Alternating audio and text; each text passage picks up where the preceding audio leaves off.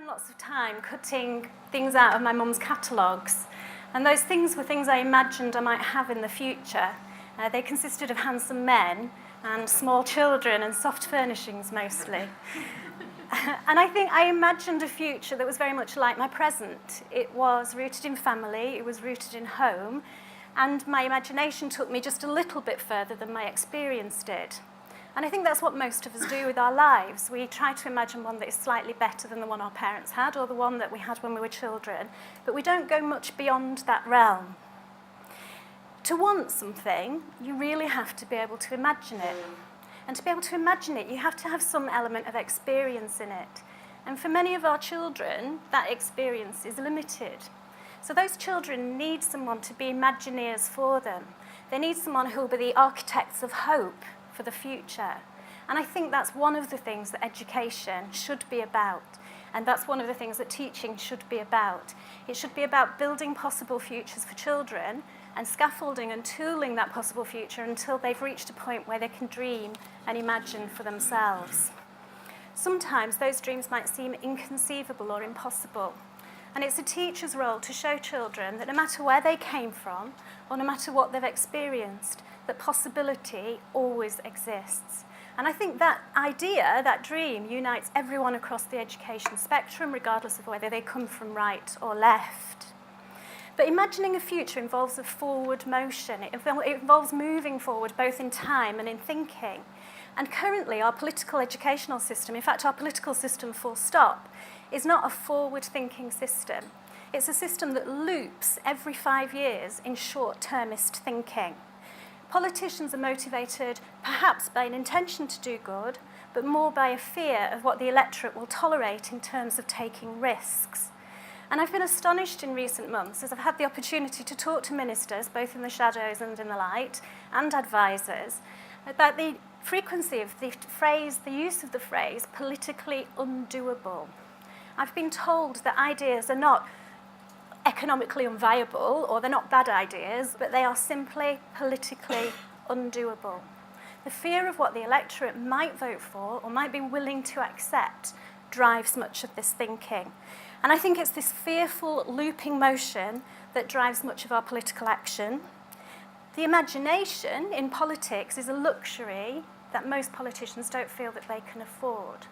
And the culture of compliance in politics, in Parliament, is embedded in the idea that you don't have to attend a debate in order to know what to vote for. So there's a high level, a culture of compliance in our educational system, in our political system, which inhibits real change and real growth. And in this, the status quo prevails. An imaginative education system should aim to achieve that which has never been achieved before. It should be about creating possibility and then turning that possibility into actuality. Instead, we have a backward-looking system that instills a fear of future into our children. Because if you want parents to vote for you, you have to convince them there's a problem that you can fix. But you don't want that problem to be so big that they think you were rubbish in the first place the last time you were in office. So all you do is make small tweaks and small shifts forward. It's a huge problem for us, because what it leads to is a constant tinkering and no real change. And instead of being peddlers of hope and promise as teachers, we educationalists have become harbingers of doom, instilling a belief in children that they're only as good as a narrow set of examination results and only as good as the status of the future job they will hold. And I tell you that not one single teacher in this country went into the profession with that intention in mind. We've become almost unwitting carriers of a destructive virus, and that virus removes hope from children at the very same time as it purports to champion a meritocracy. We do not have a meritocracy in this country as long as we refuse to accept that children have a whole range of merits and aptitudes and capabilities and talents. Those capabilities include the arts. Our politicians have reduced the importance of the arts, even as we've gone through a period of economic turmoil where the creative industries have kept our economy afloat. 14% fewer children are taking arts GCSEs as a direct consequence of the EBAC measure. And according to a report by the Education Select Committee, 21% of schools serving the most disadvantaged communities have dropped arts subjects from their curriculum. It's small wonder that our arts sector is now dominated by those who were privately educated. A recent survey even found that 60% of the acts in the charts were privately educated. We argue for equality, but at the same time, the policies we put into place cut off the routes to success. We need to start again.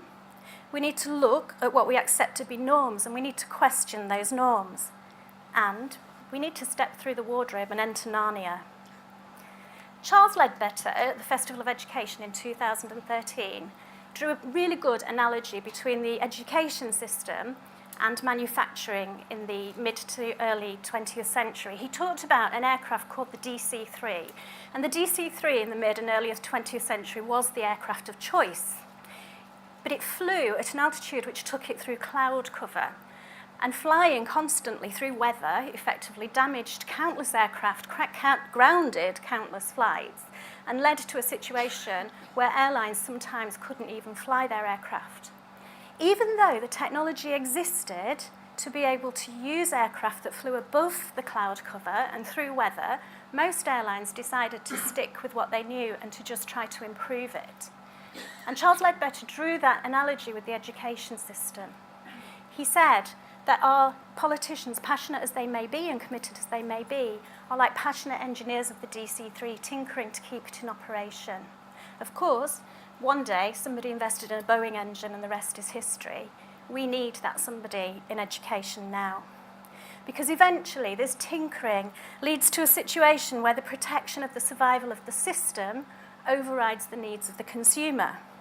And I believe it's the desire to protect this system, with its over-reliance on examination results, with its deadening desire for certainty which forms an illusion that data is truth, with its narrow concept of what constitutes human achievement and capability, this desire to protect that system has become so endemic across our political classes that we've forgotten about the passengers. We're flying in the clouds, and the turbulence is bringing us down. The desire for certainty, coupled with reliance on examinations, has led to a repeated question from policymakers of what works. The real question that seems to be being asked at the moment in terms of what works is what is the most effective way to get children through a test. It's a narrow question. The result is that at the moment, most of the funding being allocated to educational research is done so with this question in mind. No one's asking whether or not the knowledge that's gained for the test is retained in the future, and university lecturers and employers would say it's not. Dylan William points out research that suggests that what we can know to work reliably only works in relation to the particular test that is being taken. So knowledge is being applied to more proximal situations, like the workplace perhaps, or even a different kind of test, is much harder to measure in terms of effectiveness of teaching. And that might explain the difficulties we have with PISA assessments, which ultimately the OECD say are designed to test knowledge in more creative problem-solving contexts. It's not all bad news. Some research is funded which looks more widely. And last night I was lucky enough to listen to Fiona Miller speaking at Oxford University, who referred to the EPI study, which is just being published. The EPI study is a long-term study that has followed 3,000 children through their lives, through their education system. And it has asked the question of what works in terms of academic achievement, but it's also asked the question of what works in terms of a fulfilling life and well-being. What they've found is not rocket science, it's something that we would all probably know to be true, that good parenting matters. But those good parents are not necessarily measured by their economic status. They know what to do to be a good parent, regardless of whether they are rich or whether they are poor. Knowing what to do as a parent and putting that in place is one of the most important things we can do for our society, and we do not teach it in our schools. Why not? It seems a nonsense. The other thing they found, of course, which many other studies have also found, is that what makes a difference to children is great teaching. I'm not simply talking about effective teaching here, I'm talking about great teaching. And there's a difference. Because if we ask about effective teaching, we simply ask the question, what can a teacher do to get children through tests? Last week, a report written by the very highly regarded academics at Durham University, one of whom, Professor Robert Coe, has made great strides in our education system in understanding impact of observations, for example, on classes. That report was issued last week, and the authors suggested that while there are some common components to effective teaching, some of them surprising, like not putting children in sets, and some of them less surprising, like having good subject knowledge, while there are those common components that you can say, yes, these things put together seem to make for effective teachers, the report also recognised that there was another element to what made a great teacher. And that element seemed to be something like an emergent system of a complex adaptive system. So effectively what that means is you can have a tick list of qualities and a teacher can tick them all off, but there's some other element that emerges from the relationship, from the magic of the relationship between a teacher and a child that switches the teaching from effective to great. And that makes teaching an art and not a science. So for as long as we keep trying to reach for silver bullets and simple solutions, we're never really going to get to the heart of what great teaching looks like. We have an examination system in our country upon which we've become so dependent that the way we measure the achievements of our young are entirely through that. It's buckling under the strain of the expectations placed upon it. This year saw an unprecedented number of requests for remarks, with some students going up by as much as 2 grades. Now consider that remarks cost money. Those who can't afford to pay for them never get the opportunity to find out whether their paper was accurately marked or not. And in addition to that, Wilmot, Wood and Murphy, as long ago as 1996, showed quite definitively that the examination marking is unreliable, even from the same marker. Now, I myself was an examiner for several years, and I can tell you that in a 2-week window, when you're being asked to mark thousands of papers, you are marking at 2 a.m., and that paper that you marked at 2 a.m. is not marked with the same consistency and standard as the one that you marked at 10 a.m. when you first started. So we have to move away from this blind belief that our examination system is more reliable an indicator of achievement than teacher assessment. And in order to believe that teachers